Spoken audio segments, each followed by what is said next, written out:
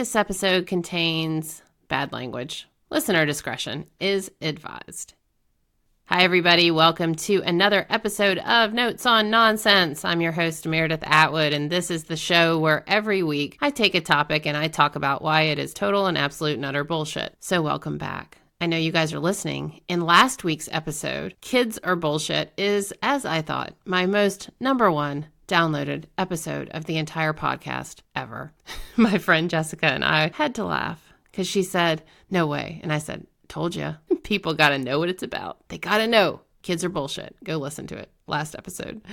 Today's episode is brought to you by my very own book, The Year of No Nonsense. See, you thought I was about to have an ad and you were going to roll your eyes. No ads. Not yet. The Year of No Nonsense is my next book coming out December 17th. That is almost 3 months away, which seems like a really long time. That's pretty much like tomorrow. So super excited about this book, you guys. I really am. I'm also very nervous about it. So any pre-orders, support, and the like will be welcome. Also, please do not forget to rate and subscribe to this podcast on iTunes. It's a big deal. There, Jessica, I said it again. Now, on to the show. Today's episode is called Wagons Are Bullshit, because if I had $1 for every time someone told me they have fallen off the wagon or they are back on the wagon, I would have a lot of money. I am serious, you guys. We have been talking about wagons for way too long. Did you know that there are cars now? Why are we falling off wagons? The idea of falling off a wagon. Why do we say it? Why do we think we're doing it? Why is there a wagon at all to begin with? There are no wagons. Wagons are absolute bullshit. We have scooters, we have bicycles, we have all sorts of other methods of transport to get us through life, to take us from place to place. We are no longer talking about wagons. But you know what I am saying with this. There is no wagon. The idea that we have to start our day, start our life, start our week with this perfection, that we have to get everything right or we are falling off some wagon somewhere and left in a ditch. That is what we are saying when we say we're falling off a wagon. And I am tired of hearing it.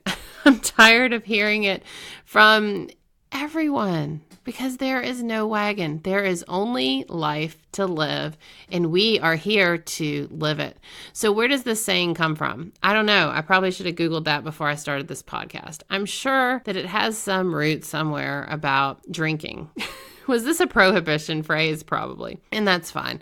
I get it. When you're on the wagon, you're rocking and rolling. When you fall off the wagon, you're left behind.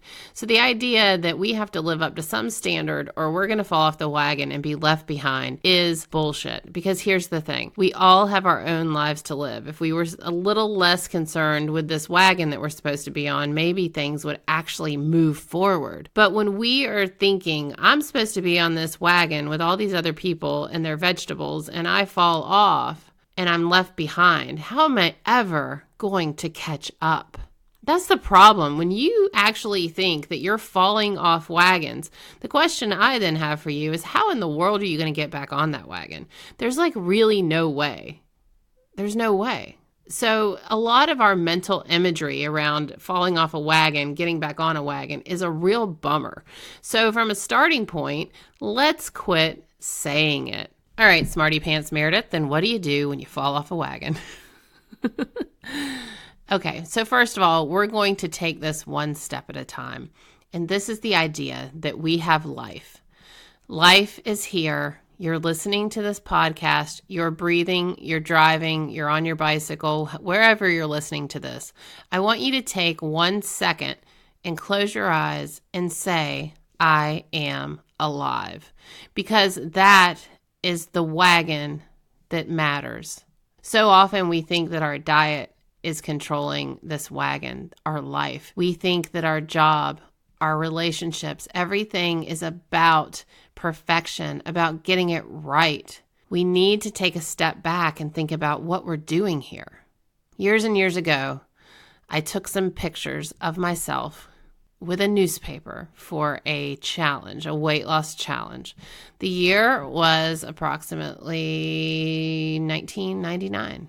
And I came across these photographs a couple years ago, and I could not believe so many things that I could see in those photographs that I did not see at the time. At the time when I took these before pictures, before my lose 30 pounds in 30 days challenge, whatever it was at the time. I thought I had fallen into some sort of state of disrepair that I could never crawl out from under.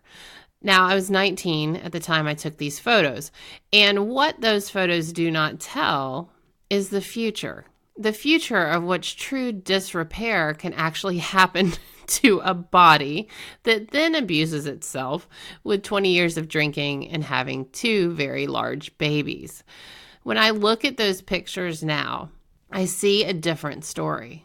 I don't see the fat that I saw back then. I don't see the flaws, the many things that I had to just remedy and stat.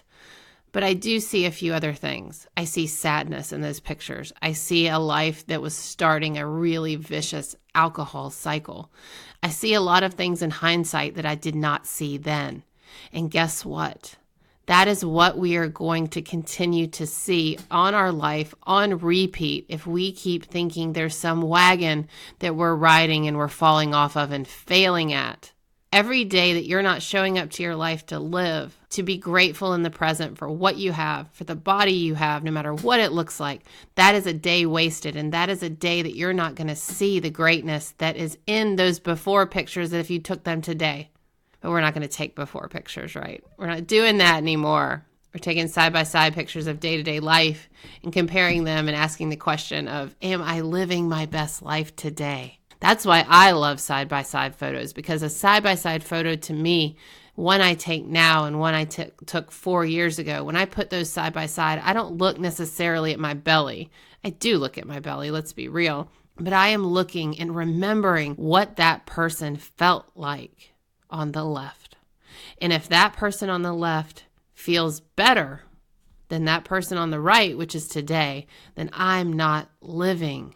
And what I mean by that is we have a duty to ourselves, no matter what we look like, to move forward and live each day. When we think of each choice and each day and each meal as some wagon we are constantly falling off of, when you hit the ground of this wagon, you are giving up on life for that moment.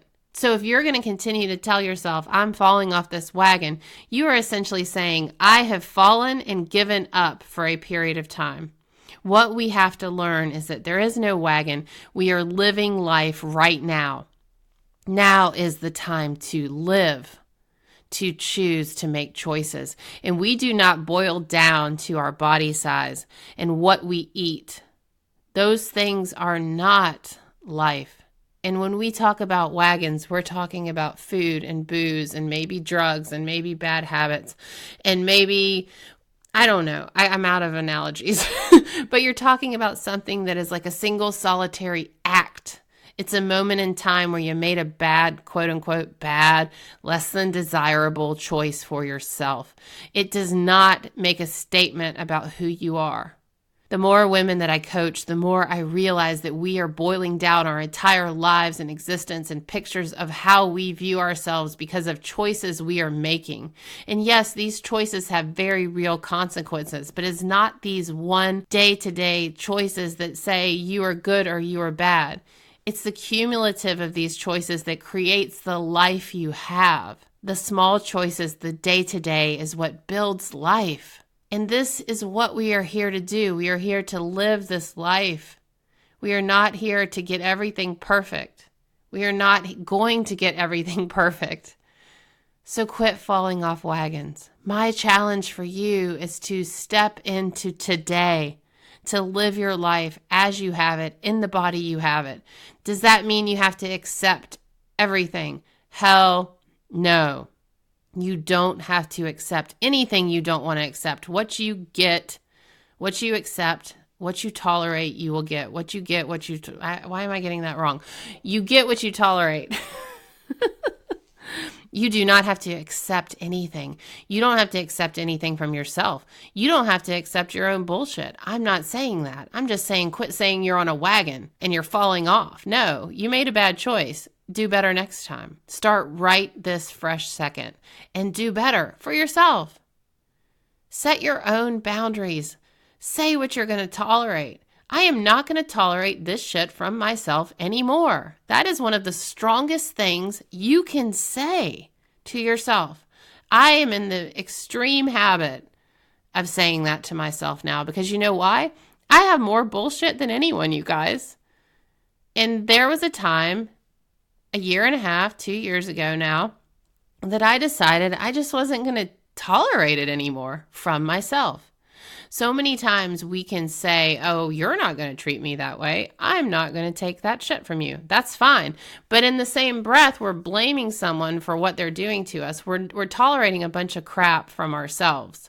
And then we're saying, I ate that cheeseburger, I'm off a wagon. And then you just stay off the wagon and eat cheeseburger after cheeseburger after cheeseburger when that's not what you want to be doing. I don't care if you eat cheeseburgers, you shouldn't care either. But if you have a plan and you have a goal and you're getting in your own damn way by saying I'm falling off wagons, what is the point of all this? Like, we just have to live. As long as we have air in our lungs and we are capable of living, we should not be taking that for granted. Let's not take it for granted. One more second.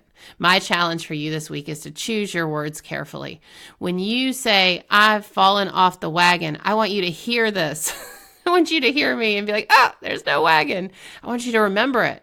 When you say, I can't, I want you to listen to yourself and then ask yourself, why can't you?